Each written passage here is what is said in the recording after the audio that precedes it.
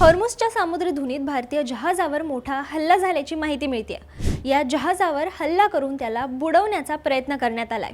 यावर एकूण 18 खलाशी होते। नक्की काय घडलंय सगळं सांगते, पण त्याआधी थोडक्यातला फॉलो करा। इराण अमेरिका युद्धामुळे हॉर्मुझ खाडी गेल्या 2 महिन्यांपासून धगधगते। याच दरम्यान 18 भारतीय खलाशी असलेल्या एका जहाजावर भीषण ड्रोन हल्ला किंवा क्षेपणास्त्र हल्ला झालाय। हा हल्ला इतका भीषण होता की जहाज बुडवण्याचा प्रयत्न केला गेला। दुर्दैवाने या हल्ल्यात एका भारतीय खलाशाचा मृत्यू झाला असून इतर अनेक जण जखमी झालेत। विशेष म्हणजे या हल्ल्याची जबाबदारी ना इराणने घेतली आहे ना अमेरिकेने। चीनी जहाजावर झालेल्या हल्ल्यानंतर आता थेट भारताला टार्गेट केलं जात असल्याने केंद्र सरकार अत्यंत आक्रमक झालंय।